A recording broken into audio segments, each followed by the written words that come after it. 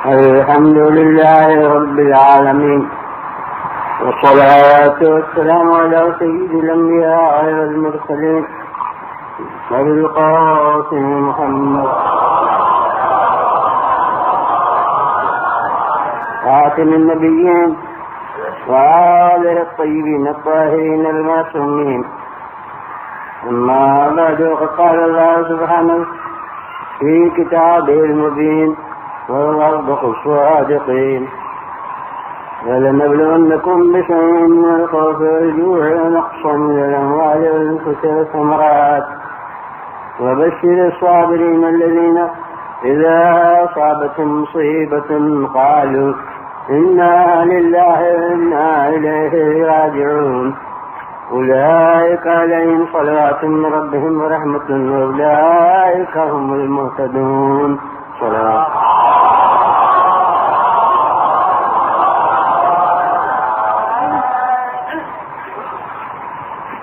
اعلان ہوا ہے کہ ضرور ہم تمہاری آزمائش کریں.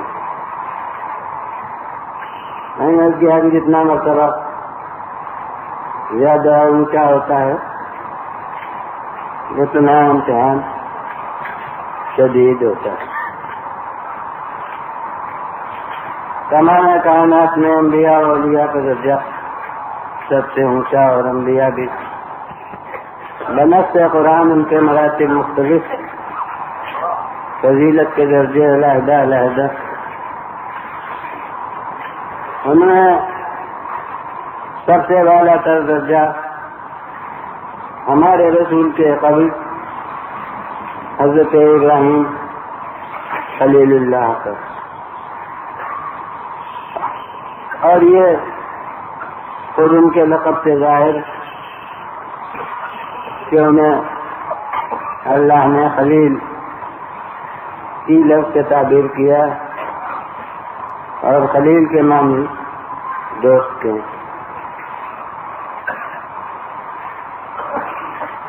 مگر یہ حکام دنیا کی دوستی ہوتی ہوگی کہ جب خصوصیات حاصل ہو گئے اور کسی بڑے حاکم سے دوستی ہو گئی تو بہت سی مراعاتیں حاصل ہو گئیں، بہت سی پابندیوں سے چھٹکارا ہو گیا. مگر یہ اللہ کے یہاں کی دوستی ہے. جب دوست کا منصب عطا کیا ہے تو جیسا امتحان ان کا ہوگا ویسا کسی کا نہیں ہوا ہوگا.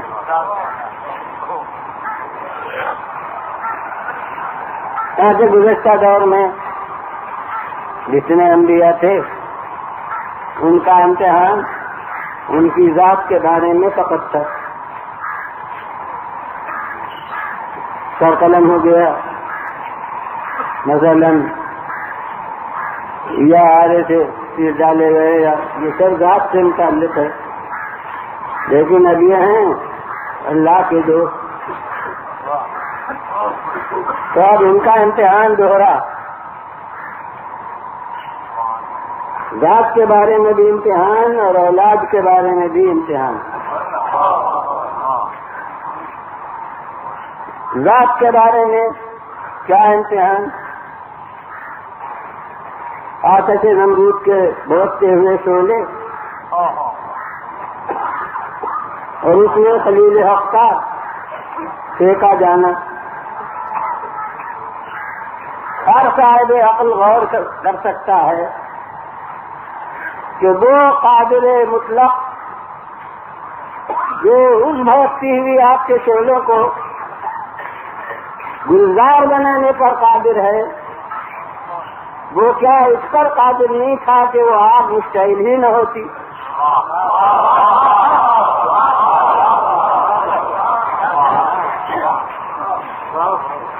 جی نہیں، اس کی قدرت تو ہر محل پر تبدیل ہو سکتی تھی.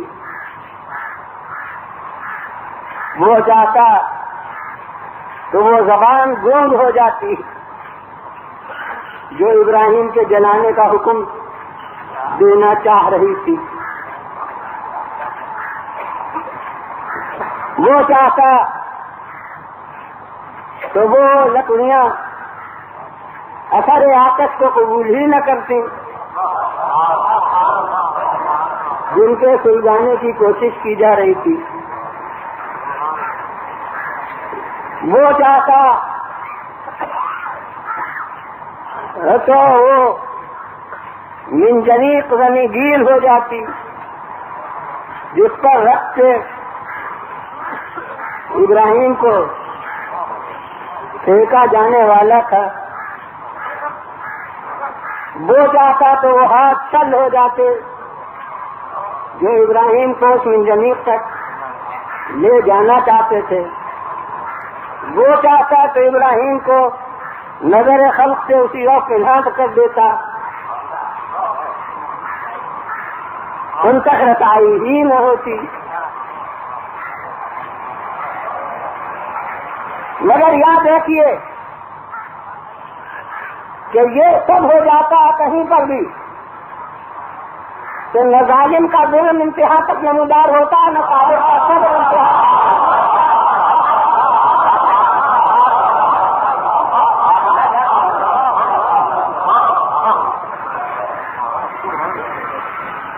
ظالم کہہ سکتا تھا بعد میں کہ میں جلاتا تھوڑی، میں تو دھمکا رہا تھا.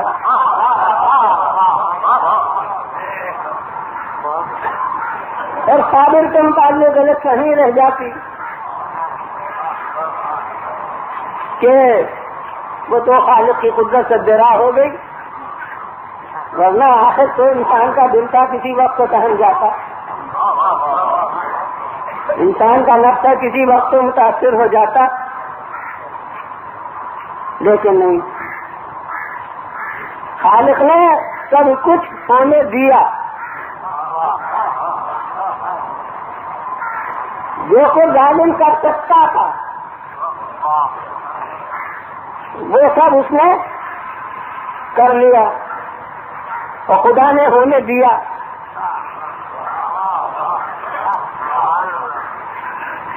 اور ذرا سی یہاں ایک بات ہے جسے قانون دان افراد بھی سمجھ سکتے ہیں اور عام لوگ اپنی عقل عمومی سے سمجھ سکتے ہیں. اکثر جرائم اور ہماری زبان میں گناہ ایسے ہیں کہ در وقت وقوع فاعل مرتکب گناہ مرتکب جرم جو ہے وہ قدرت اختیار نہیں رکھتا، لیکن چونکہ اسباب کی آخری کڑی اپنے اختیار سے ہوئی ہے اس لیے آخر تک وہ فعل ارادی اور اختیاری قرار پاتا ہے اور اس کو سزا ملتی ہے. اس کی مثالوں کے ذریعے سے یہ بات نمایاں ہوگی کہ خودکشی مذہباً گناہ، قانوناً جرم. ہر مہذب قانون میں اس وقت دنیا کے خودکشی جرم ہے. اب خودکشی کے اب سے نئے طریقے ہو گئے، مگر مجھے پرانا طریقہ اس میں پیش کرنا ہے، اس میں زیادہ نمایاں فاصلہ دکھایا جا سکتا ہے.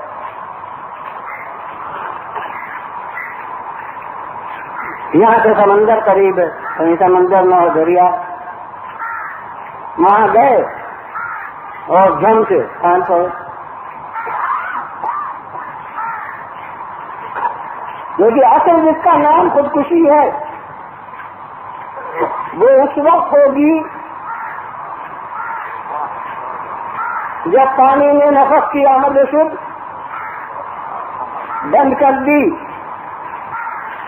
اور سانس رک گئی. اصل خودکشی اس وقت ہوگی لیکن اس وقت ہے بے قابو ہے. اس کا اختیار تو اس وقت طلب ہوا جب خشکی سے اس نے پیر ہٹایا.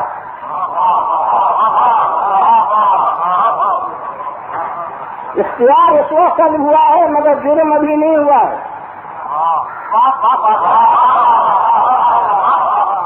اور اس کا ثبوت یہ ہے کہ اگر درمیان میں اتفاق سے کسی نے روک لیا اس کو تو اقدام میں خودکشی رہ جائے گا، خودکشی نہیں ہوگی.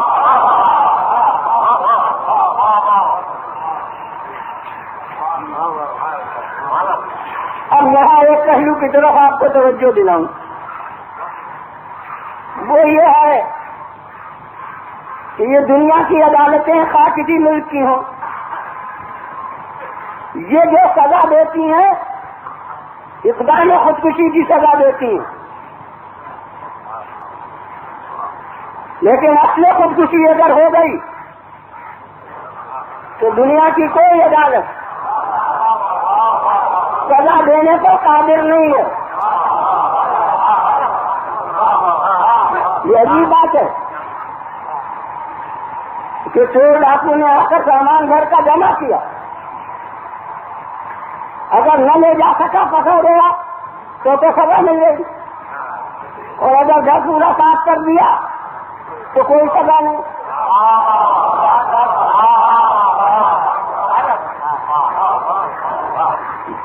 ناکام ہو گئی کوشش خودکشی تو پکڑ گئے، جو سزا ہو قانون میں وہ مل گئی. اور اگر کامیاب ہو گئے خودکشی میں بیڑا پار ہو گیا، اب کوئی سزا نہیں. کیوں؟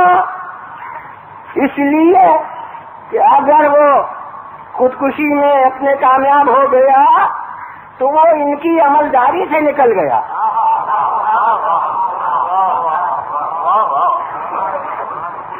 جب ملکوں کا یہ داخل خارج ہوا سیاسی طور پر تقسیم سے تو بہت سے ایک جگہ کے مجرم دوسری جگہ نکل گئے، یوں نجات پا گئے.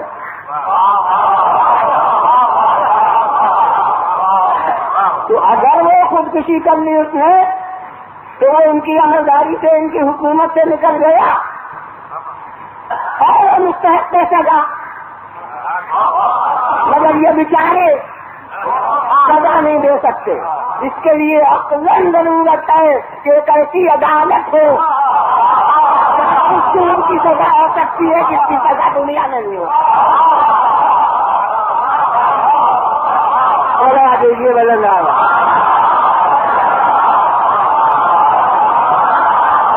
پھر بلند آواز سے سولا.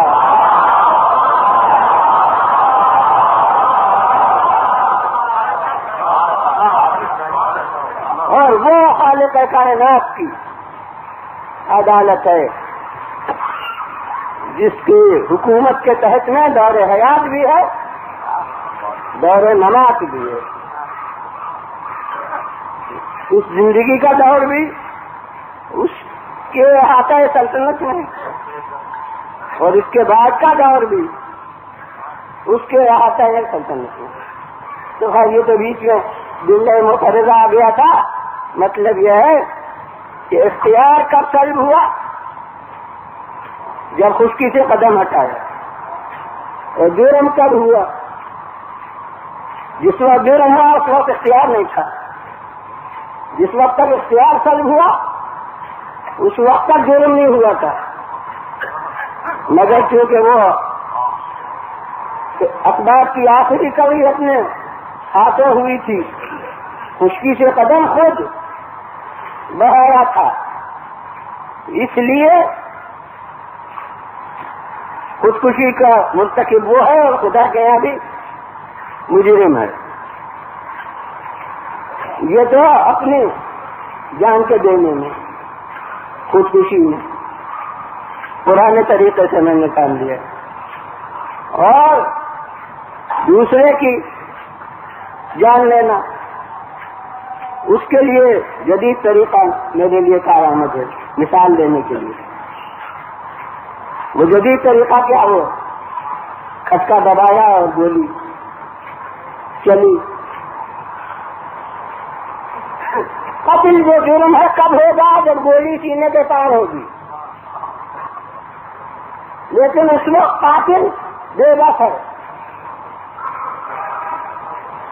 اس کا اختیار اس وقت ہوا جب اس نے دھچکا دبا دیا. گولی جب تک راہ میں ہے وہ قتل نہیں ہوا ہے. مگر اب قاتل کا کوئی اختیار نہیں ہے. لیکن آخر تک جرم کی ذمہ داری اس پر ہے، اس لیے کہ خطہ اس نے خود دبایا تھا. بس اب اور کیجیے. نمرود نے جب تک حکم دیا کہ جلا دو آگ میں، اس حکم دینے کے بعد ابھی وہ اپنا حکم منسوخ کر سکتا ہے.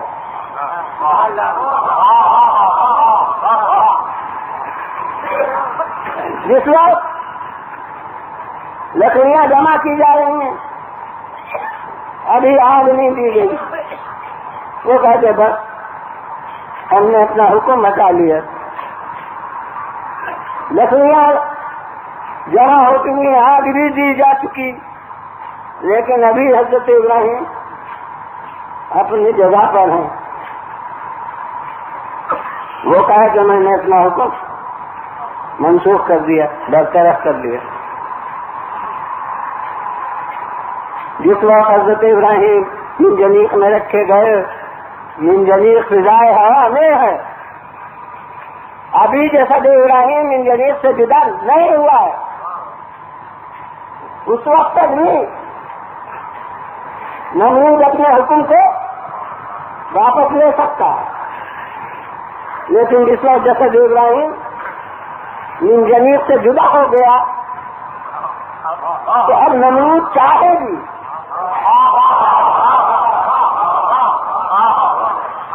تو اب اپنے حکم کو وہ واپس نہیں لے سکتا. اب ابراہیم کے کو قتل سے بچا نہیں سکتا. اب یہاں ادھر کے منازل عمل دیکھیے. ادھر اس نے حکم دیا کہ آگ میں جلا دو، یہ دہل جائیں سہن جائیں، کہیں بس بس میں نے توبہ کی، اب میں جو کوئی تبلیغ کرتا ہوں نہیں کروں گا. تو یہ راستہ بدل کے اپنی جان بچا سکتے ہیں.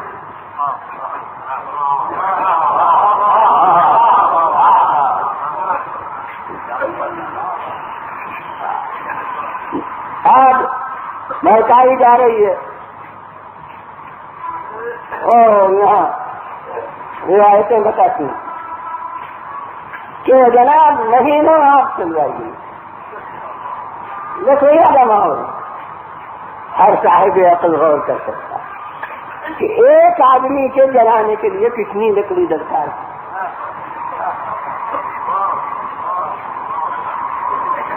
اب اتنی لکڑی جس کے شعلے سراپائے وجود انسانی کو ایک فرق کی ڈھیر ہے، اتنی سی لکڑی کافی ہے. جی نہیں، یہاں شہنشاہ ہے وہ، بلکہ بظاہر خود خدا وقت کے فرمان سے لکڑیاں جمع ہو رہی ہیں. شور آئے لکڑیاں جمع ہو رہی ہیں. ارے بھائی کہاں کے لیے؟ ایک آدمی کے، ایک عدد آدمی کے جلانے کے لیے. اور یہاں تک کہ کتابوں میں ہے حالات انبیاء کی کہ جناب لوگ منتیں مانتے ہیں کہ یہ ہمارا کام ہو جائے تو ایک گٹھا لکڑی کا لے جا کے اس میں ڈال دیں گے. بڑا سارے خیر ہے نا. اس اہتمام سے لکڑیاں جمع ہو رہی ہیں. اب اس کے بعد تاریخ مقرر ہوتی ہے تو اس میں آج آگ دی جائے گی. لیجیے خلق خدا بھی رک جا رہی ہے. تماشا دیکھنے کو ہو آج یہ بڑا کام ہوگا. کیوں لکڑیوں میں بھی اتنی مدت تک جمع ہوئی ہے. آگ دی جائے گی.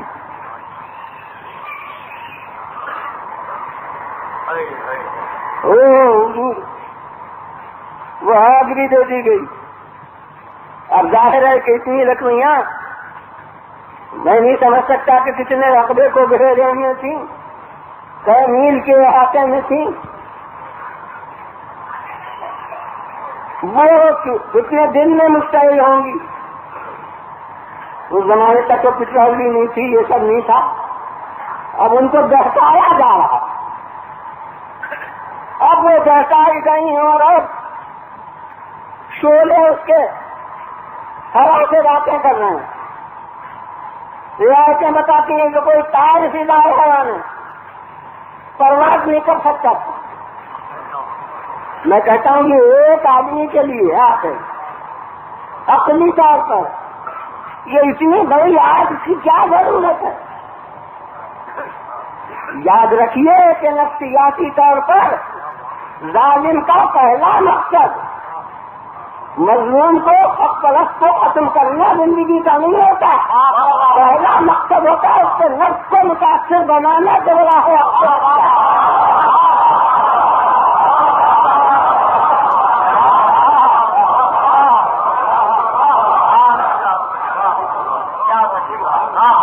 وہ تو جب اس مقصد میں ناکامی ہوتی ہے تو اب اتنی لکڑی جمع ہوئی ہے، یہ سب آگ دی گئی ہے، یہ شور مچا ہے، تو اب وہ کہے گی ہم نہیں جلاتے تو یہ تو اپنی حماقت کا ثبوت دینا ہے، لہذا اب اپنی بات کو نبھانا ہے تو جلا بھی دو. میں کہتا ہوں کہ یہ جان کا لے لینا آخر میں یہ اعتراف شکست ہے کہ ہم ہٹا نہیں سکتے.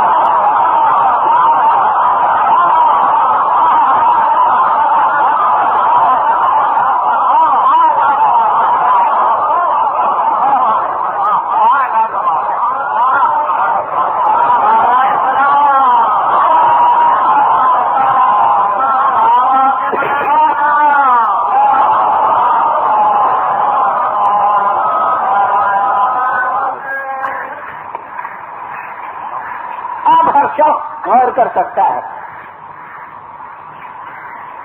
کہ وہ آپ کے شعلے جن کا چرچا ہزاروں برس کی مسافت طے کرتے ہم تک پہنچ گئے، کیا وہ چرچا جناب ابراہیم کے سامنے تک نہیں پہنچ رہا؟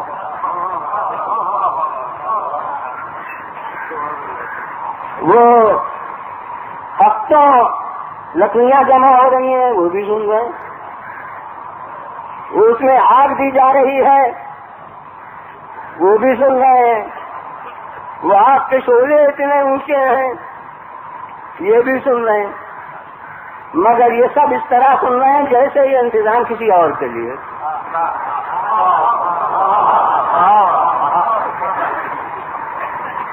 ان پر کوئی اثر ہی نہیں.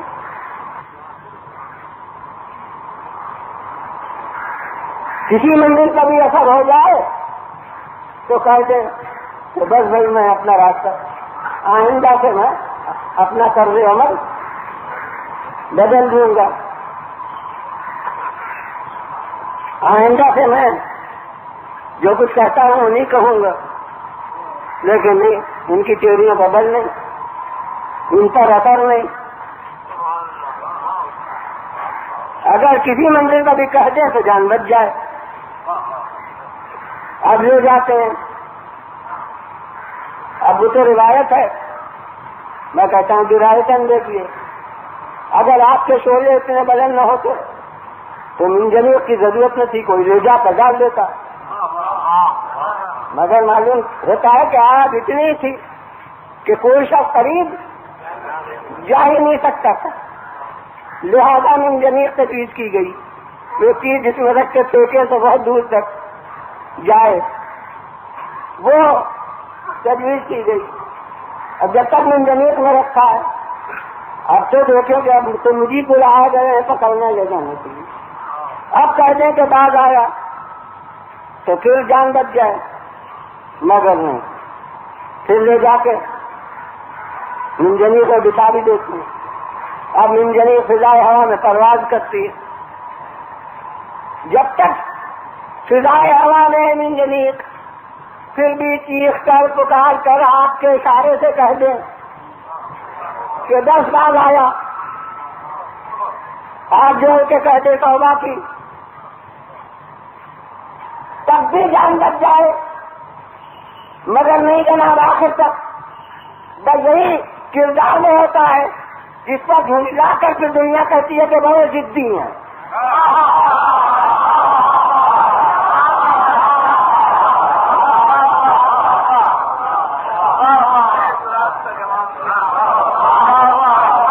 اسی طرح کے مسلح ہو کے دلائل سے ہو قرآن کو آلہ کار بنا کر یہ کہہ دیتے ہیں کہ ارے قرآن میں تو اپنے کو ہلاکت میں نہ ڈالوں۔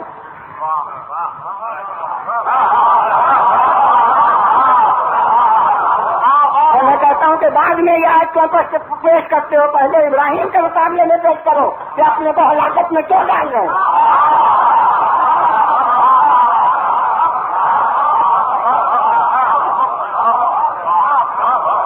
تمہارے نزدیک ہر منزل پر جان کا بچانا واجب ہے تو کیوں نہیں بچاتے جب؟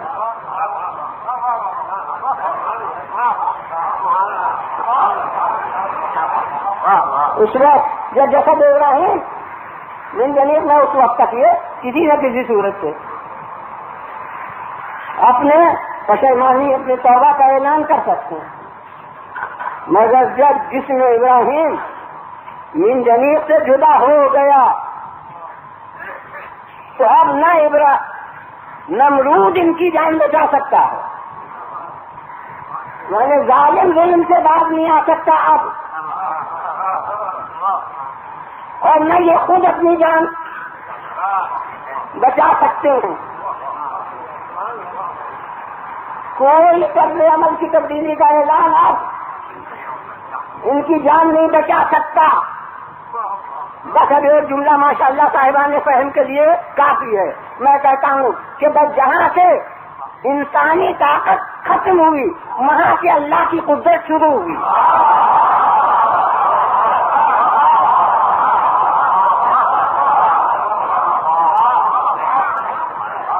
ظالم کا کردار بھی انتہا تک پہنچ گیا،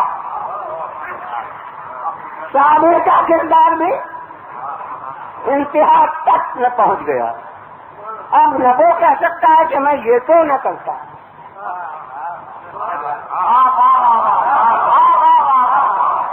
کیا رہ گیا جو نہ کرتا، اور ان کے لیے بھی غلط فہمی نہیں رہ سکتی کہ اسے تو نہ سہ سکتے،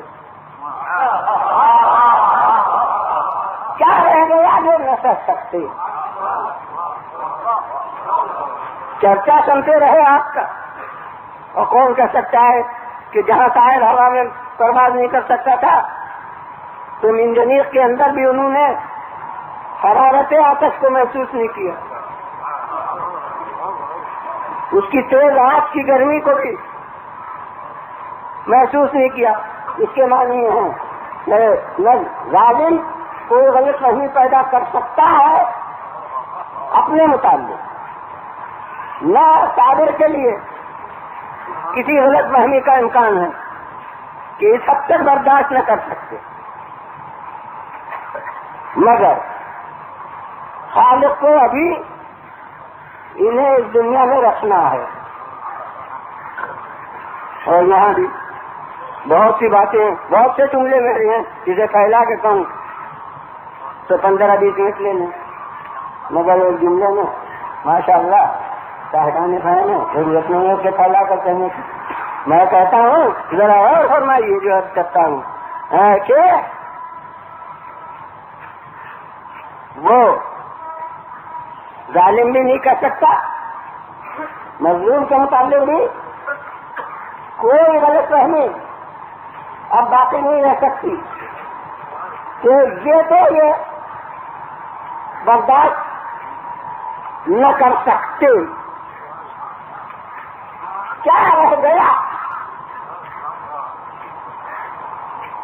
جو برداشت نہ کرتے صبح سب سمیٹ کے بہت سی طولانی بات کو پیش کرتا ہوں کہ ہمارے علم میں تو حدود اختیار تک ہو گئے، مگر اللہ کے علم میں ظالم کے حدود اختیار تو ختم ہوئے ہیں، صابر کی حد اختیار ابھی ختم نہیں ہوئی ہے، کیونکہ یہ عام بشر ہوتے تو حد اختیار ختم ہو گئی تھی، مگر اولیاء الہی کے لیے روحانی ذرائع بھی ہوتے ہیں،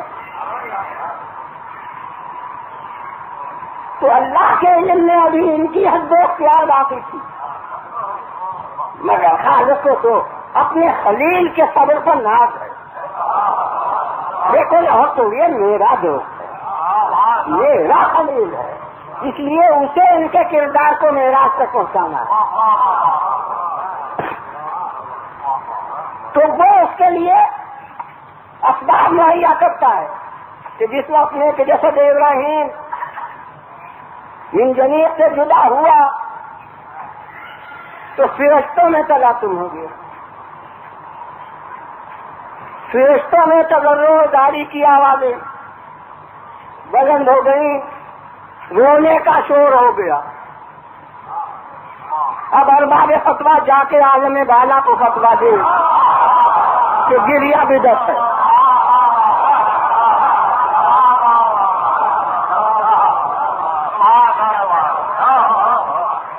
اور یاد رکھیے کہ ملائکہ جذبات سے بری ہیں، ان میں کوئی کیفیت بغیر ارادہ الہی پیدا نہیں ہو سکتی۔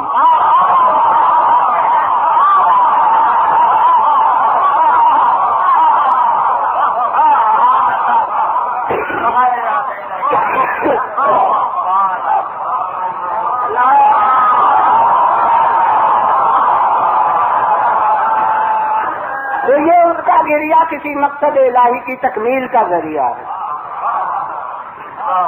اور وہ وہی ہے جس کی طرف ابھی اشارہ کر چکا، اسے تو کردار خلیل کی رفعت دنیا کے سامنے لانا ہے، جو امتحان کا مقصد ہوتا ہے۔ خالق کا بھروسہ کیوں یہ بے چینی کاہے کی ہے، یہ بےتابی کاہے کی ہے، یہ رونا کاہے کا ہے؟ ظاہر ہے کہ فرشتوں کا کسی سے کوئی رشتہ نہیں، وہ یہ نہیں کہہ سکتے کہ ہمارا عزیز ہے، ہمارا دوست ہے، کیا کہیں؟ کیوں ہے یہ بے چینی؟ بھائی الحب فی اللہ والبغض فی اللہ، کہتے ہیں بار الہ، روح زمین پر تیرا ایک بندہ ہے جو تیرا سجدہ کرتا ہے،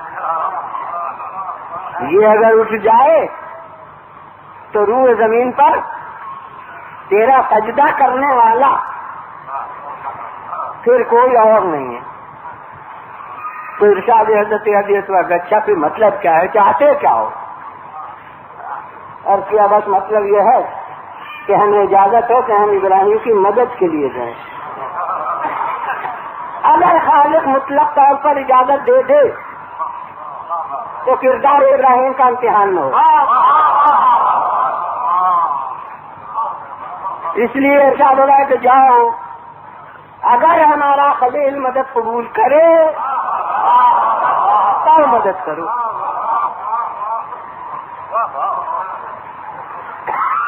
اب حضرت جبرائیل امین سید الملائکہ آتے ہیں مابین زمین و آسمان، ملاقات کرتے ہیں، پہنچتے ہیں، ان کے لیے کوئی چولہا نہیں، مسافت وقت کی تو لگزار نہیں، پہنچ گئے، ہوا نے اردو کی مسئلہ ہے مگر ماشاء اللہ کراچی کے حضرات ایسے نہیں ہیں، یہاں کی تو ملکی زبان اردو کہ مسئلہ مشہور ہے کہ ڈوبتے کو تنکے کا سہارا بہت ہوتا ہے، حالانکہ ڈوبنے والا موج دریا میں ہوتا ہے جو پھر بھی جس میں انسان کا بھار برداشت کرتی ہے، کہ جائے کہ اب جو موج ہوا میں ہو. اور اب قرآن مجید کی روشنی میں ایک آیت کی میں یہ لفظ سرچ کرتا ہوں کہ سہارا دن کے کا نہ مل رہا ہو بلکہ قوی امین کا مل رہا ہو. یہ لفظ جبرائیل کے لیے قرآن میں ہے کہ قوی امین، طاقتور، بھروسے پر.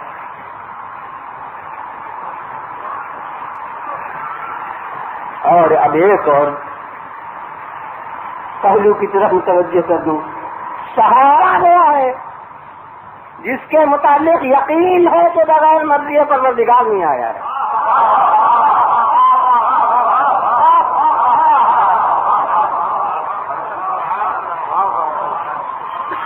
مگر ہوتا کیا ہے، اب یہ بھی امتحان کی نوعیت ہے. یہ لفظیں بھی ملک نے دل بخات ہو بھی کہیں ہیں، ادھر سے اس کی زبان پر لائی گئی. جانتے ہیں کہ مرضی پروردگار سے آیا، مگر ملک سوال یہ کرتا ہے، پیشکش مدد کی ان الفاظ میں کرتا ہے کہ یا ابراہیم اللہ کا حاجت، کیوں ابراہیم کیا کوئی ضرورت ہے؟ جنہیں میں حاضر ہوں، کیا کوئی حاجت ہے؟ بس جناب غیر اللہ کی طرف احتیاط کا تصور مزاج خلت سے باہر ہو جاتا ہے.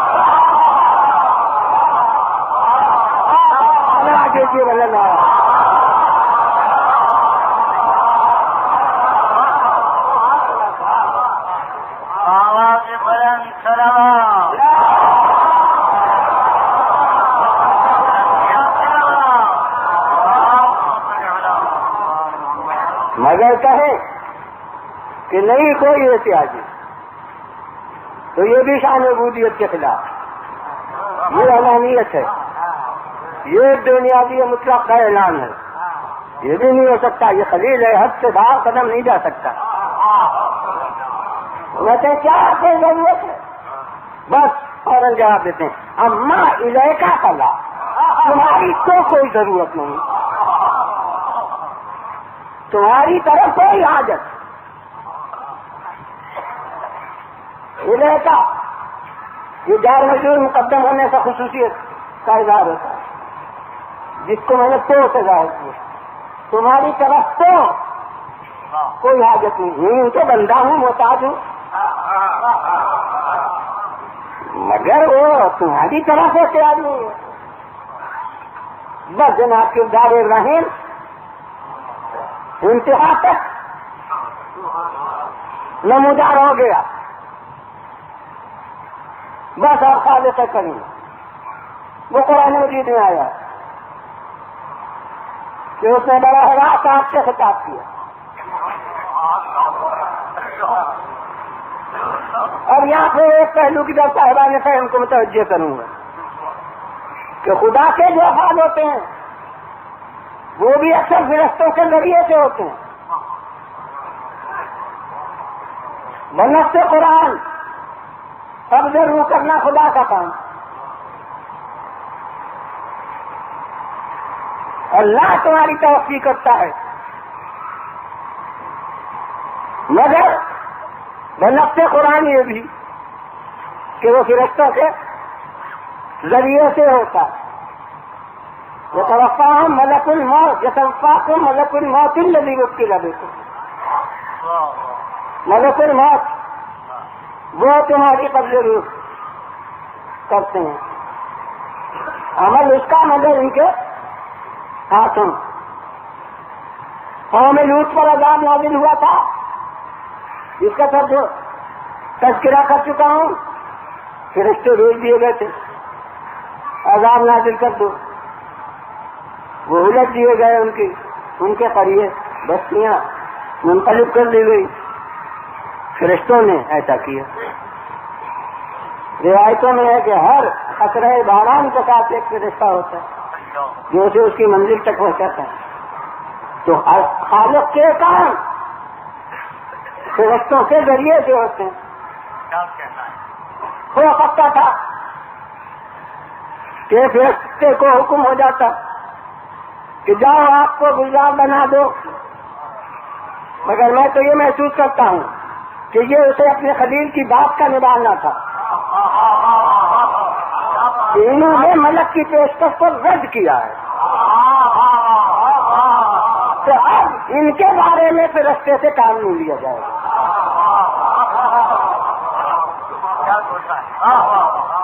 لہذا کا حکم کن جو خود خلقت ملک کا بھی سبب ہے. قرآن مجید میں تو یہ الفاظ ہے یا نار کونی بردن و سلامن علی ابراہیم، اے آگ سرد ہو جا. قلنا ہم نے کہا کہ یا نار کونی بردن، اے آگ سرد ہو جا اور سلامتی رہے ابراہیم پر. مگر کیا جتنی دیر میں نے آیت پڑھی اور جتنی دیر میں اس کا ترجمہ کیا اتنی دیر میں اللہ نے کہا. یہ تو اس وقت ہوتا جب متکلم زبان دہن کا محتاج ہوتا. یہ تو اس وقت ہوتا جب اس کا کلام الفاظ کے سیال وجود کے ساتھ ہوتا. حقیقت میں وہی کون ہے، مگر یہاں ظاہر یہ کرنا ہے کہ ہمارا ارادہ یہ ہوا کہ آپ کو نقطۂ اعتدال بنودت پر لائے، یعنی اتنی ٹھنڈک بھی نہ ہو جو حیات انسانی کے لیے ضرور رہتا ہے.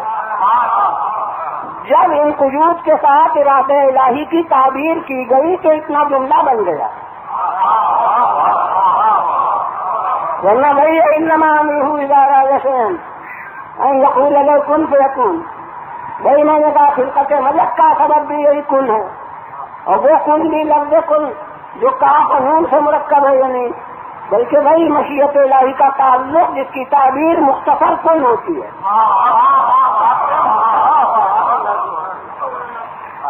تو ارادہ الہی متعلق ہوا آپ کو نقطۂ اعتدال بنودت پر لانے سے کے متعلق، اور آنکھ سرد ہو گئی، اسی کو ہم کہتے ہیں گلزار ہو گئی. بس اب یہاں وہ وہاں کہنا چاہتا تھا جملہ، مگر اب یہاں آخر میں زیادہ مناسب ہے کہ میں کہتا ہوں کہ یہ جو آپ کو گلزار کیا اس سے کیا ان کے کردار میں کوئی کمی ہو گئی؟ انہوں نے تو قربانی پیش کرنے میں کوئی کمی نہیں کی. معلوم ہوتا ہے کہ ابھی اسی کے کچھ کام ہیں جو ان کی اس زندگی سے وابستہ ہیں.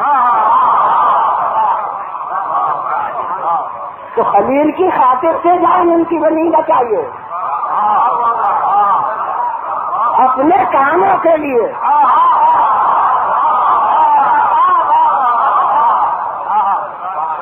جو ابھی ان سے لینا ہے ان کے لیے یہ جان کی حفاظت کا سامان کیا گیا ہے. اور یہ ذات کے بارے میں امتحان تھا جو اتنی کامیابی کے ساتھ اس کا نتیجہ سامنے آیا.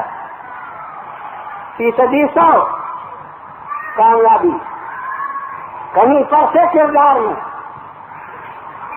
دار دھبا نہیں، کہیں پر سے کوئی نہیں کہہ سکتا کہ یہ نہ کرتے تو بہتر تھا،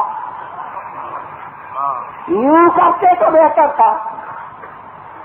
اب یہاں نئے موضوع کا ایک خلاصہ آپ کے سامنے پیش کر دوں کہ اس کے کام تک فقط ضرورت تھی، اس کے بعد رسالت شروع ہوئی. دو منصب اس کے پہلے تک آئے، نبوت اور رسالت. یہ پہلی فرد ہے جہاں سے امامت شروع ہوئی، اللہ سے امامت.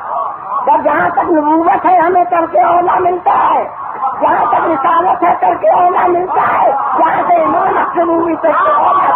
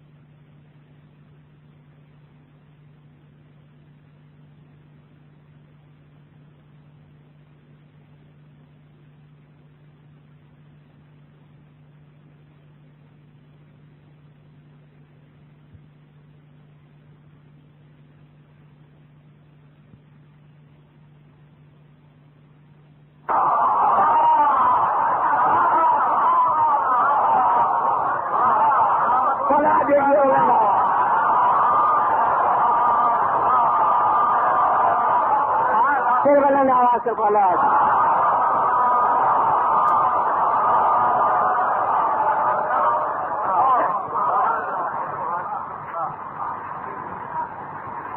بابا کے بدل کرا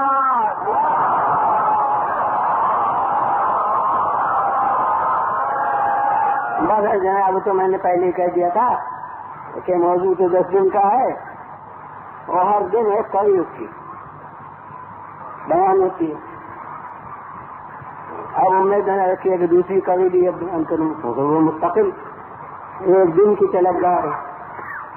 اور مجھے معلوم ہے کہ شروع میں نے کیا کہ ان کا دوہرا امتحان ہوا تو اس دوہرے کا ایک جز بیان ہوا. اب ایک جز نہیں بیان ہوا وہ انشاءاللہ کل بیان ہوگا. تو یہ امتحان کتنا عظیم خلیل اللہ کا یہ جو جلتی ہوئی آپ کے ٹولوں میں گر جانے سے ہوا اور نتیجہ اس کا یہ ہوا کہ آپ گلزار ہو گئے. اب ہاں اگر ہم اسلام نام پر فخر کرتے ہیں تو ہمیں اس بات پر بھی فخر کرنا چاہیے کہ جو امتحان خلت پروردگار کا ہوا اللہ سے دوستی کا بھی اس طرح امتحان ہوا واقعات کی دنیا میں ویسے ہی امتحان محبت آل رسول کا بھی ہوا ہے. ویسا ہی امتحان دوستی ذوی القربا کا بھی ہوا ہے. واقعات نے سنا ہوگا اس وقت کا ذہن متوجہ نہ ہو. حضرت امام رضا علیہ السلام کا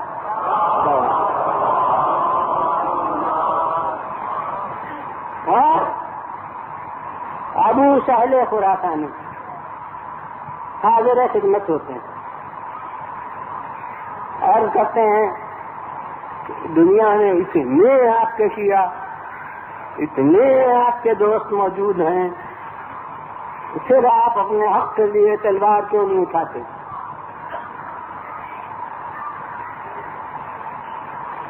آپ نے نہ اچھا دنیا میں ہمارے اتنے دوست موجود ہیں. ان کا جی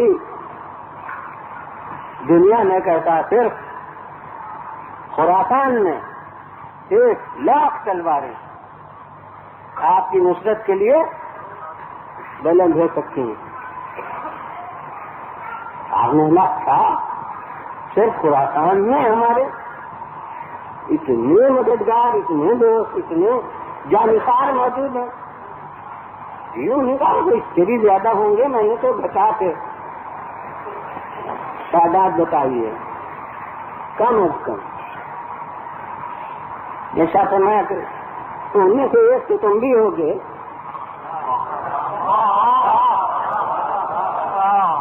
کہا جی بے شک میں ناچیز ہوں. اب جن 13 سے کہا جی ہاں بے شک مجھے بھی فخر ہے. یہی میں نے کہا تھا کہ ہم میں سے بھی ہر ایک کو فخر ہے. جی میں بھی بے شک. بس اب آپ نے سلسلے گفتگو بند کیا.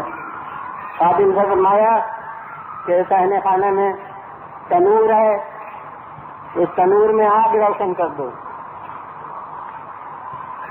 آگ تنور میں روشن کر دو. اب ابھی یہ کچھ نہیں سمجھے کہ کیا ہوگا کام میرے لیے کچھ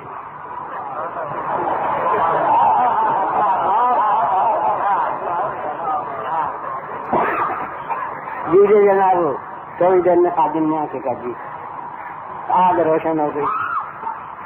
پھر میں جاؤ ابو سہل وہ تنور میں آگ روشن ہو گئی ہے اس میں تم جا کے خان تو پڑھو. بس جناب چہرے کا رنگ اڑ گیا. کہنے لگے حضور اپنے نزدیک تو میں نے کوئی ایسے خطا نہیں کی تھی جس کی سزا یہ مجھے ملے. میں نے مخلصانہ عرض پیش کی تھی، اگر سرکار کو اتنی ناگوار ہوئی تو توبہ کرتا ہوں، آئندہ سے نہیں کہوں گا۔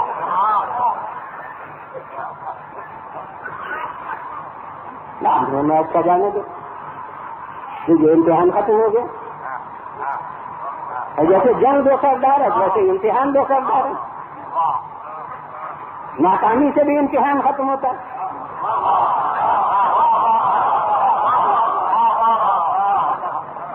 مکمل ہو گیا امتحان، نتیجہ آ گیا۔ اتنی دیر میں ہارون مکی حج کر کے واپس ہو رہے تھے، مگر مخلصین وہ تھے جو حج کا تکملہ سمجھتے تھے اس ڈیوری کو سلام کرنا، لہذا حج سے واپسی میں وہ خراسان ہے اور بارگاہ امامت میں حاضر ہوئے، گرد سفر جسم پر دروازے سے داخل ہوئے، امام کی خدمت میں پہنچے، سلام عرض کیا۔ امام نے جواب سلام دے کر فرمایا کہ ہارون مکی وہ تنور میں آگ روشن ہے، اس میں جا کے تھان کے پڑو۔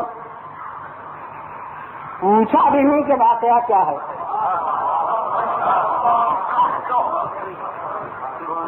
پس منظر سے بھی کوئی مطلب نہیں کہ آخر اس کا سبب کیا ہے۔ بس ایک دفعہ سن کے سفر بدل دی، اور جذباتی طور پر شوق ہوگا امام سے بیٹھے ہیں، کچھ باتیں کریں، کچھ عرض معروض کریں، مگر دینی ادبی زبان سے بھی تو نہیں کہتے کہ بہت خوب چلا جاؤں گا، کچھ معروضات ہیں تو سن لیجیے، یہ نہیں، بس ادھر حکم میں ملا ادھر رخ بدل دیا۔ اب یہ بیٹھے آپ بغیر اس کے چہرے پر کوئی تغیر ہو،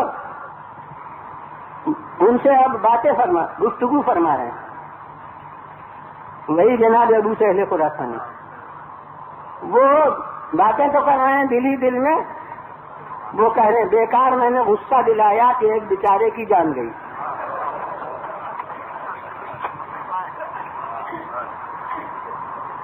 تھوڑی دیر میں اب امام نے فرمایا کہ بھی چلو ذرا دیکھیں ہارون پر کیا گزری۔ اٹھے، اب امام فرما رہے ہیں چلو، دل میں کہتے ہیں ماں رکھا کیا ہوگا، وہ تو خاکستر ہو چکے ہوں گے۔ اب امام لیے ہوئے انہیں سر تنور پہنچے تو دیکھتے ہیں کہ آگ سرد ہو چکی ہے اور وہ بیٹھے ہوئے تصویر الہی کر رہے ہیں۔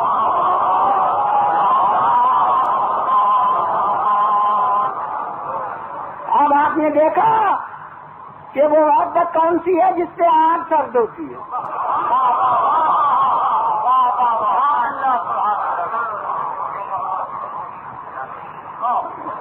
بلا شبہ محبت اہل بیت کے ساتھ آتش دوزخ کی بھی مجال نہیں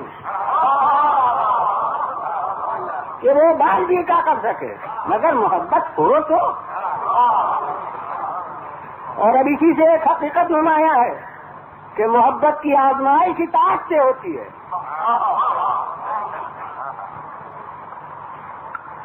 شاعر عرب نے بھی کہا ان المحب لمن یحب مطیع،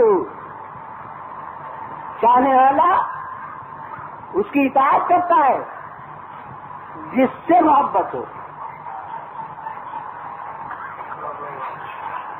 اور ایک اور موضوع کا جز ہے، توجہ دلاؤں گا مختصر طور پر کہ آخر ضرورت کیا تھی قرآن مجید میں کہ ان کی محبت کو حضرت رسالت قرار دے، ضرورت کیا تھی کہ پیغمبر اتنی ہدایت کریں۔ اب یہ عام مسلمانوں کے غور کرنے کی بات ہے کہ جن کو مقصود قدرت یہ ہو کہ گوشہ نشین رکھا جائے، جن کو مقصود قدرت یہ ہو کہ معاملات اجتماعی سے الگ رکھا جائے، ان سے لوگ محبت کریں تو کیا، اور نہ محبت کریں تو کیا. مگر اب یہ مختلف کی بات نہیں ہے، کوئی بات اقبال کا جو اختلاف ہے، مگر محبت اہل بیت کا واجب ہونا یہ کسی مکتب خیال کے روح سے غلط نہیں ہے. فرق اسلامیہ تمام متفق ہے محبت اہل بیت کے واجب ہونے پر. میں کہتا ہوں آخر محبت اہل بیت کے واجب ہونے کا مقصد کیا ہے؟ میری تو جو سمجھ میں آیا ہے وہ یہ ہے کہ اطاعت پابندی ہے، اور پابندی ناخوشگوار ہوتی ہے جب تک کہ محبت کا قدم بیچ میں نہ ہو.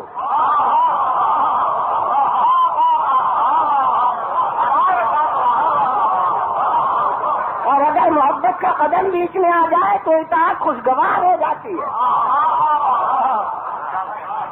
دنیا کی محبتوں میں کوئی فرد جس سے آپ کو محبت ہو کسی بھی نہ پر جذباتی یا عقلی، وہ آپ سے کوئی فرمائش کر دے تو اس فرمائش میں جتنی آپ کو زحمت اٹھانا پڑے اتنا دل خوش ہوگا، کیونکہ محبوب کی فرمائش ہے. تو اس لیے جنہیں مرکز اطاعت بنانا تھا انہیں مرکز محبت قرار دے دیا.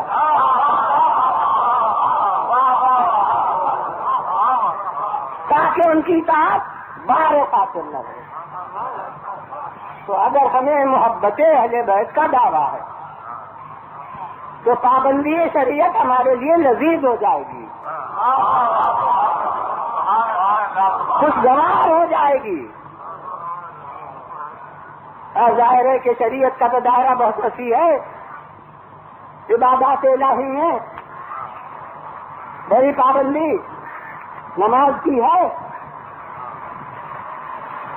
اور جناب حالانکہ اس میں وقت صرف کرنا کم پڑتا ہے، اور نہ بھوکا رہنا پڑتا ہے نہ پیاسا رہنا پڑتا ہے، مگر مشاہدہ یہ ہے کہ جتنی نماز بار ہے اتنا روزہ بار نہیں ہے.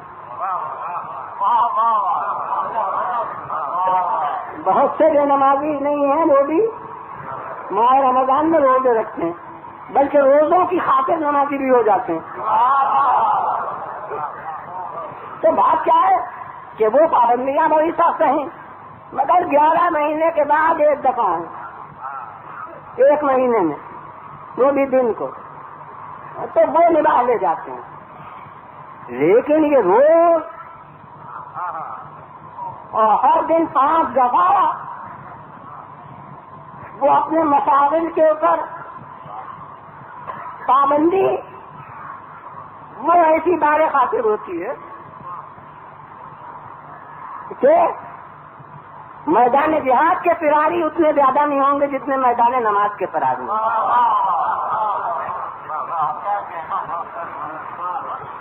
مگر یاد رکھیے کہ اگر محبت اہل بیت واقعی دل و دماغ میں راسخ ہے تو نماز کو بار خاطر نہیں ہونا چاہیے، کیونکہ جن سے ہمارا لگاؤ ہے محبت کا، انہوں نے اپنی زندگی کے آخری لمحات تک کو وابستہ کر دیا ہے نماز کے ساتھ. محبت کے تقاضے کون نہیں جانتا؟ ہر ایک کو کسی سے محبت ہوتی ہے تو جناب فکر ہوتی ہے کہ جس سے محبت ہے اس نے آخری وقت کیا بات کہی تھی، تو اس کی حد تک امکان تعمیر ضروری ہو. آل رسول نے بھی اس نفسیاتی نقطے کو پیش نظر رکھا. حضرت امام زین العابدین علیہ السلام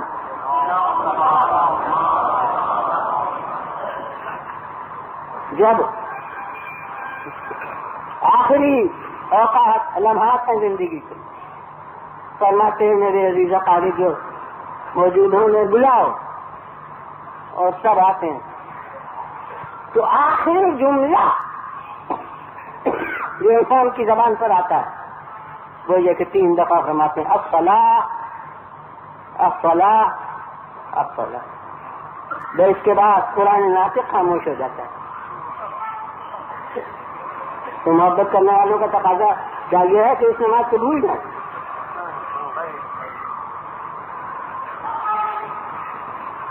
حضرت امیر المومنین علیہ السلام بھی اس سلسلے کے گلے سرسبد ہیں جن سے ہمیں محبت کا دعویٰ ہے.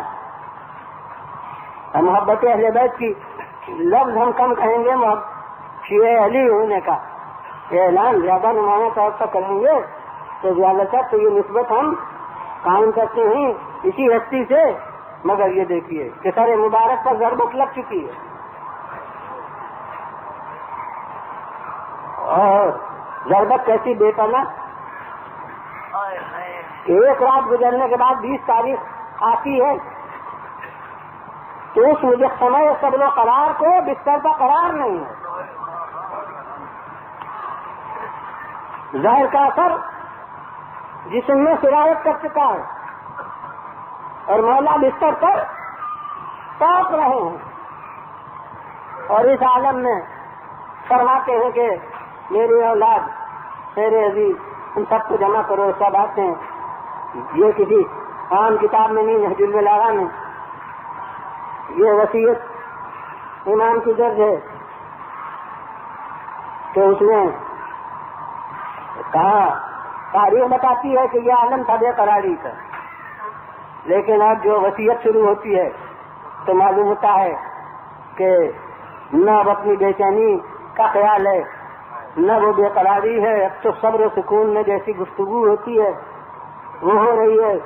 تو بہت سے جملے ہیں اس میں ارشاد فرماتے ہیں اللہ اللہ فی الصلاۃ فإنها عمود دینکم. دیکھو دیکھو نماز کا خیال رکھنا کیونکہ یہ تمہارے دین کا ستون ہے. جس طرح عمارت کا قیام کمرے پر ستون پر ہوتا ہے اسی طرح دین کا قیام نماز سے ہے. تو یہ اپنی زندگی کے آخری لمحات میں کیوں ہے؟ نفسیاتی طور پر اسی لیے کہ ہم سے محبت کا دعویٰ ہوگا تو محبت کا تقاضا یہ ہے کہ جو آخری جملے ہیں وہ یاد رکھے جائیں اور اس کے ساتھ اب ان کا کردار. میں کہتا ہوں کربلا سے بڑھ کے کوئی ہنگامہ مصیبت ہو سکتا. ہمارا اصول تو یہ ہے کہ پابند نماز ہیں بھی تو پریشانی کے وقت کچھ نہ کچھ شرع کی رعایتوں سے فائدہ اٹھائیں گے. فرض کیجیے کہ اول وقت نماز کے پابند ہیں تو کسی دن خدا نخواستہ کسی عزیز کی حالت خراب ہوئی، ڈاکٹر آ رہا ہے، پریشانی ہے تو آج اول وقت نماز نہیں ہوئی.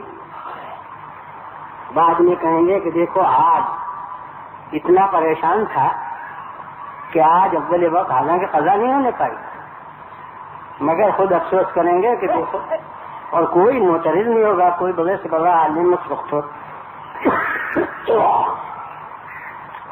تو وہ نہیں کہے گا کہ جی کیوں آپ نے اول وقت نہیں پڑھی نماز. ہمدردی محسوس کرے گا کہ ہاں وقت کا تقاضا یہی تھا. کوئی شخص ہے کہ جو نوافل کا پابند ہے، کسی دن خدا نہ خواستہ گھر سے کوئی جنازہ نکل رہا ہے، اب آج واجباتی پر اکتفا ہو گئی،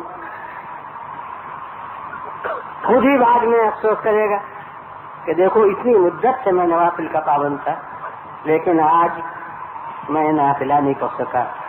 کوئی صاحب عقل معترض نہیں ہوگا، کیوں نہیں ہوگا. مگر کربلا میں حضرت امام حسین علیہ السلام نے یہ مثال قائم کی کہ جتنا وقت سخت ہو نماز کی خصوصیت میں اضافہ کر دو، کمی نہ ہونے پائے.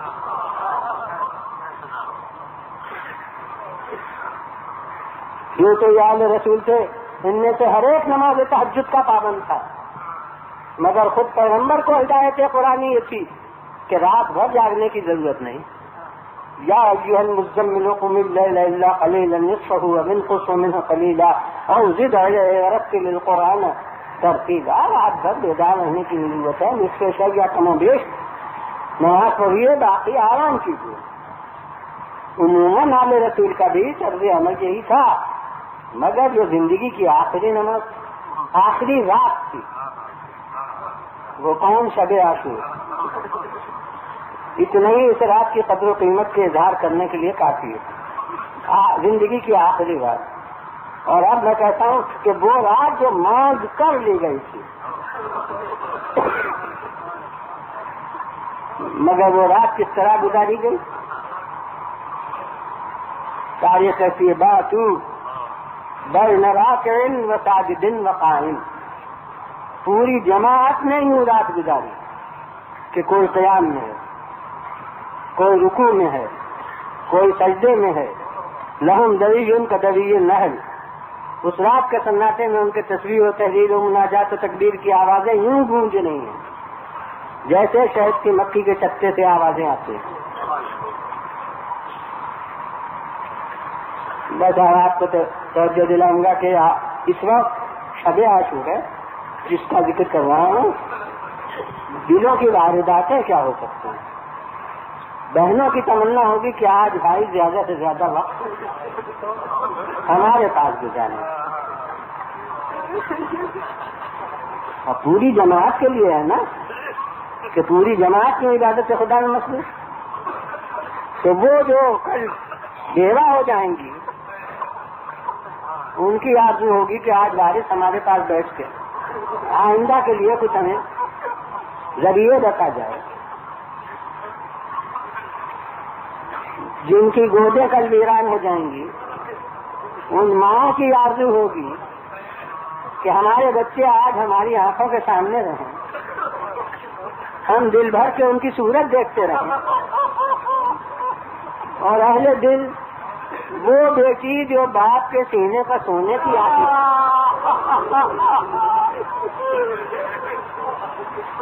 اس کا تو دل چاہتا ہوگا کہ میں آج پوری رات باپ کے سینے پر گزار دوں۔ غلط فہمی نہ ہو، روایت نہیں بیان کر رہا ہوں، کتاب میں نہیں ہے، میں جیسے چشم دل سے دیکھ رہا ہوں کہ سکینہ بیٹھی ہیں، بیویاں کہتی ہیں بیٹی بہت رات آئی ہے، جاؤ اب آرام کرو، یہ کہتی ہیں بابا تو آئے ہی نہیں۔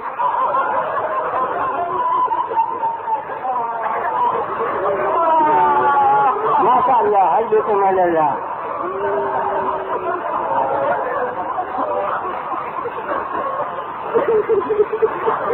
تمام رات پوری جماعت کی عبادت میں گزار رہی ہے، محراب فلک گواہ ہے کہ اس کے خم کے نیچے ایسے رکوع کبھی نہیں ہوئے، سجادہ زمین گواہ ہے کہ اس کی سطح پر ایسے سجدے کبھی نہیں ہوئے، ستارہ فلک گواہ ہے کہ ان کی نگاہوں نے ایسے نمازی کبھی نہیں دیکھے۔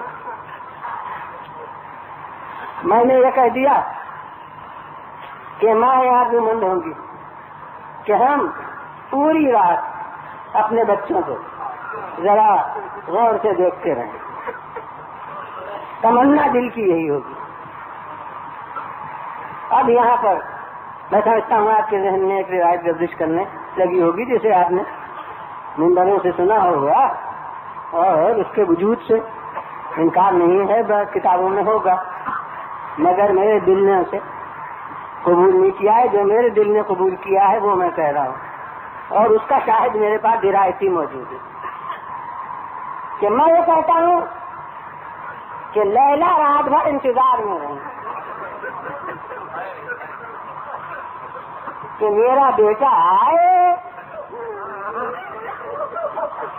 تو میں ذرا شبیہ پیغمبر کو جی بھر کے دیکھوں، مگر یہ تو باپ کے پہلو میں نمازوں میں مصروف تھے، رات بھر لیلا منتظر ہی رہ گئی۔ اب ایک تو فقرہ تاریخی میرے لیے شاہد تھا کہ پوری جماعت کو کہا ہے کہ پوری جماعت نے یوں رات بسر کی، اس میں استثناء نہیں، اور دوسرا صاحب عملی ہے کہ مولا نے صبح کی نماز میں کیا خصوصیت رکھتی کہ ہر نماز کے مؤذن حجاج بن مسروق جعفی، مگر صبح کی نماز فرماتے بیٹا علی اکبر آ جاتا،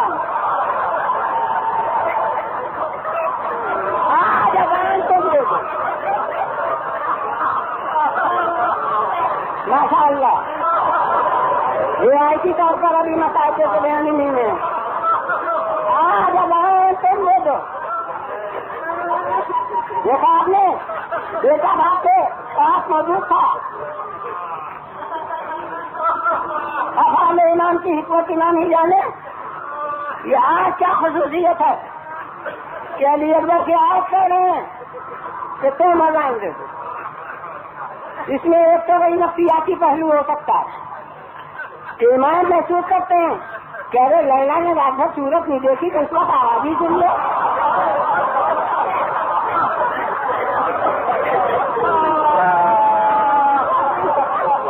اور پھر اس میں ایک مقصد عظیم اپنے دوستوں کے لیے بھی ہے. حسین جانتے ہیں کہ میرا علی اکبر بھولنے والی چیز نہیں. تو چاہتے ہیں کہ قیامت تک جب تک علی اکبر کی یاد قائم رہے آپ کی نماز کی یاد بھی قائم رہے.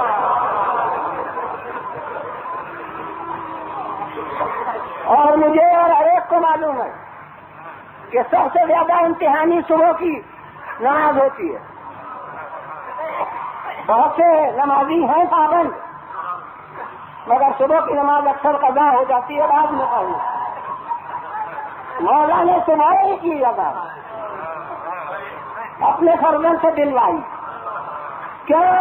قیامت تک کے نوجوان جوان جو میرے لیے اکبر کا نوحہ کہیں گے, جو میرے لیے اکبر کا ماتم کریں گے, اگر اس وقت ان کی آنکھ کھل جائے اور بستر پر یاد آ جائے کہ اس وقت ہمارا شہزادہ کہہ رہا ہے یاد پڑا آئے نماز پڑھیے, تو دیکھنا ہے کہ کون کون میرے لیے اکبر کی آواز پاتا. یہ صبح کی نماز ہے. کیا کہنا اس نماز کا جس کے تعقیبات میں کربلا کا جہاد ہو. ادھر صفحے نماز منتشر ہوئی, ادھر صفحے جہاد مرتب ہو گئی. اب اس کے بعد وقت سخت سے سختر ہوتا جاتا ہے. اب ہے ظہر کی نماز. ظہر کیا وقت میدان جنگ میں آگ برس رہی ہے گرمی سے, تیر برس رہے ہیں, خون برس رہا اس عالم میں, اور اصحاب انسان کا ذوق عبادت. صاحبان علم سمجھتے ہیں اور صاحبان عقل میرے کہنے سے سمجھ سکتے ہیں کہ جتنی نمازیں ان کا وقت احساس سے متعلق. مغرب خالو ایک فقہ کے روح سے سورج کی ٹکیا کا غائب ہونا, خالو ہماری فقہ کے روح سے سرخی کا دور ہونا, بہرحال آپ سے دیکھنے کی چیز ہے. اور صبح کو سفیدے سحری کا تعلق ہونا, جن کی نگاہ قوت امتیاز رکھتی ہے وہ آپ سے دیکھ کے محسوس کرتے, آنکھوں سے دیکھنے کی چیز. مگر ظہر کی نماز کا وقت ہفتے نصف النہار, یہ کوئی آسمان پر کھینچی ہوئی لکیر تو ہے نہیں, وہ خط مہم جس سے آسمان دو برابر قسطوں میں تقسیم ہو جائے, وہ خط نصف النہار ہے. اور یہ ریاضی سے متعلق بات ہے کہ خط کیا ہوتا ہے, طول میں تقسیم ہوتا ہے, عرض میں یعنی سوان میں تقسیم نہیں ہوتا. اس کے معنی ہے کہ چوہان کے لحاظ سے وجود میں لائے تجزا ہوتا ہے, اس کا تجزیہ نہیں ہو سکتا. تو یہ طول کی بات نہیں ہے, عرضی کی بات ہے. وہ جو لکیر کھینچی ہوئی ہے کھینچی نہیں ہوئی ہے, ذہنی طور پر کھینچی ہوئی ہے. جب تک آفتاب ادھر ہے اس وقت تک زوال نہیں ہوا. جب تک آفتاب ادھر ہو جائے گا تو زوال ہو جائے گا. حرکت وقت چاہتی ہے. غیر منقسم حصے کے طے کرنے کے لیے وقت نہیں ہوتا. وہ زمانے کا بھی غیر منقسم جز ہے جس میں یہ تبدیلی ہوتی ہے. اسی لیے معصوم ان سے پوچھا گیا حل دخل وقت الظہر، کیا ظہر کا وقت آ گیا؟ آپ نے فرمایا لا نعم نہیں. ہاں اس نے حضور یہ تو میں سمجھا نہیں، یہ نہیں بھی اور ہاں بھی. فرمایا جب تک تمہارا سوال ختم ہوا ہے نہیں آیا تھا، جب تک میں نے لا کہا آ گیا تو میں نے نام کہہ دیا. اب آپ نے محسوس کی نزاکت وقت ظہر کی. اب یہاں ابو سمامہ قائل دی معلوم ہوتا ہے جنگ ہو رہی ہے، نظر آفتاب پر ہے.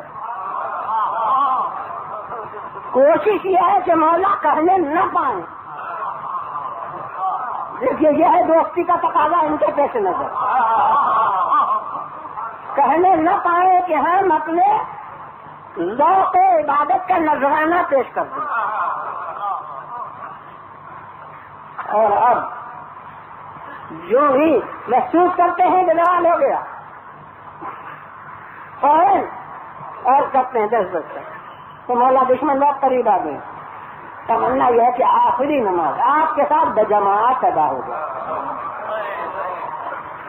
دیکھیے شوق ادائے واجب نہیں، شوق ادائے مستحب ہے. واجب نماز تو کسی طرح اشاروں سے بھی ادا ہو جاتی. کہتے ہیں چاہتے ہیں کہ ہم آپ کے ساتھ بجماعت نماز ادا کر لیں. اور امام جواب میں کیا کہتے ہیں؟ یہ نہیں کہتے ارے اس وقت تم اس جہاد میں مصروف ہو.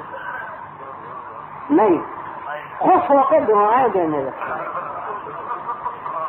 فرماتے ذکر کا فلاح جعلک اللہ من المصلین الذاکرین. تم نے خود سے نماز کو یاد کیا، اللہ تمہارا شمار نمازیوں میں کر لے. اور اب یہ جملہ ہے امام کا کہ نام ھذا اول وقت ہے. ہاں یہ نہیں فرمایا کہ آ چکا وقت،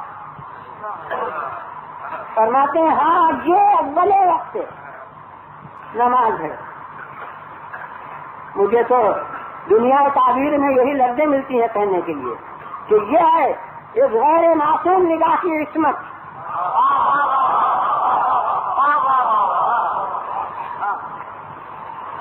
کہ یہی لمحہ جس میں تم نے کہا یہ اول وقت نماز ہے. اور اسی سے یہ سوال ختم کہ اگر نماز کی ایسی اہمیت ہے تو مولا نے حکم کیوں نہ دیا؟ جی نہیں، جب تک انہوں نے کہا اس وقت تک تو وقت ہی نہیں آیا تھا. اور جس وقت آیا فوراً انہوں نے پیشکش کر دی، درخواست پیش کر دی.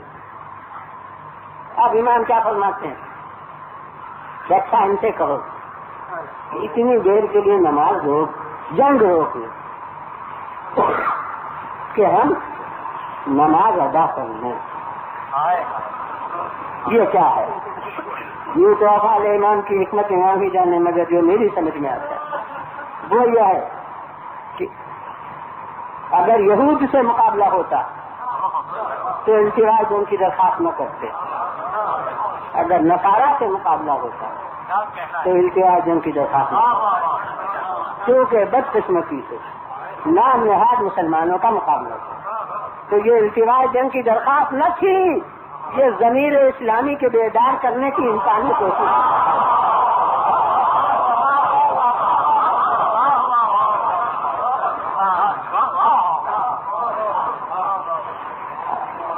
اب ادھر سے مہلت کیا ملی؟ جو سب جواب ملا وہ نہیں عرض کروں گا، مگر درد نہ آیا کہ اگر مہلت ملتی تو ضرورت کیا تھی کہ امام 2 صحابیوں کو سامنے کھڑا کریں کہ جو تیر آئے اپنے اوپر روکو. جب نہیں ملی مہلت تو امام نے اپنے عمل سے ثابت کر دیا کہ ہم نماز جماعت ادا کرنے میں تمہاری مہلت کے محتاج نہیں ہیں. یہ تو تمہاری شرافت اسلامی کا امتحان تھا. اب تم نے مہلت نہ دی تو صحیح جو نماز ہو اور بجماعت ہو. حکم ہو گیا. سعید ابن عبداللہ حنفی اور زہیر ابن قیم ان دونوں صحابیوں کو سامنے کھڑے ہو, جو تیر آئے اپنے اوپر روکو. اب مدسی سے اس منزل پر بھی کچھ غلط فہمیاں پیدا ہوتی ہیں جس کا دفیہ ضروری ہوتا ہے. میں کہتا ہوں کہ مجھے ایسا جاہل جانتا ہے کہ ہر شکل میں نماز میں کی ایک ترکیب اسلام نے, شریعت اسلام کی ہمگیری نے بتا دی ہے. کسی کو حق نہیں ہے سمجھنے کا کہ سعید اور زہیر نے نماز نہیں پڑھی. کون کہہ سکتا ہے کہ جب تیر کے روکنے کو جھکے تو رکوع نہیں کر لیا؟ کون کہہ سکتا ہے کہ کھڑے ہوئے تو قیام کی نیت نہیں تھی؟ کون کہہ سکتا ہے کہ سجدہ اشاروں سے نہیں ادا کیا؟ ہاں یہ ضرور ہے کہ اس جماعت میں نہیں شریک ہوئے, مگر کون عالم ہے جس میں دم ہو یہ فیصلہ کر سکے کہ ان کی نماز افضل ہے جنہوں نے مولا کے پیچھے نماز پڑھی, یا ان کی نماز افضل ہے جنہوں نے مولا کو نماز پڑھا دی؟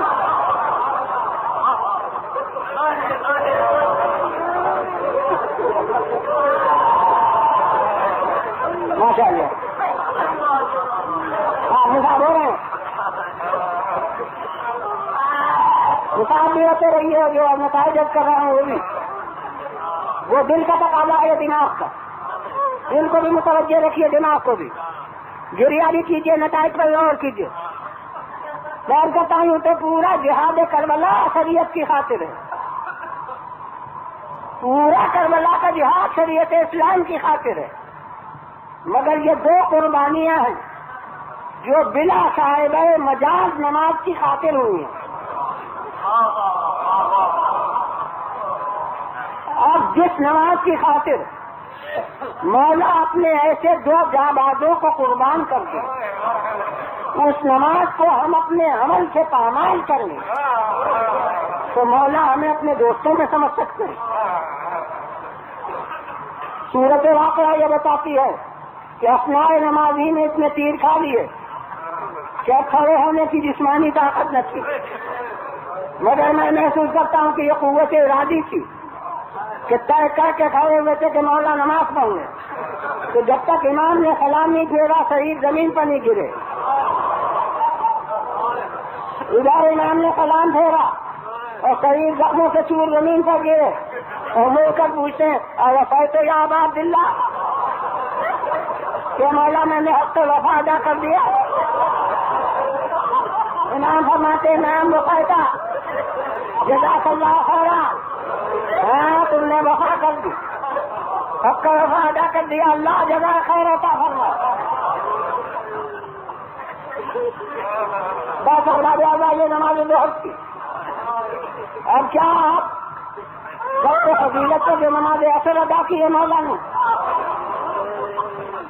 اس کا بھی تذکرہ سننا چاہتے ہیں, مگر میں کہہ دوں میں سخت مسائل نہیں پہنچا.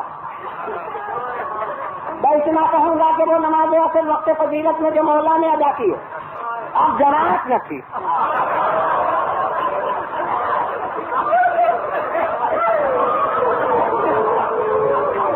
جماعت تو زمین گرم پر خون میں آہستہ پڑی تھی. اب امام نے یہ نماز پورا ادا کی ہے اور بس وہ عالم ہے کہ اب راکب دو کے رسول پشتے فرق پر نہیں ہے. اب وہ زمین پر آ چکا ہے. بس اب چند جملے انہیں پر میں ختم کروں گا کہ اب میں نہیں بتا سکتا کہ رکوع کس عالم میں ہوا, میں نہیں کہہ سکتا کہ قیام کس ٹائم سے ہوا,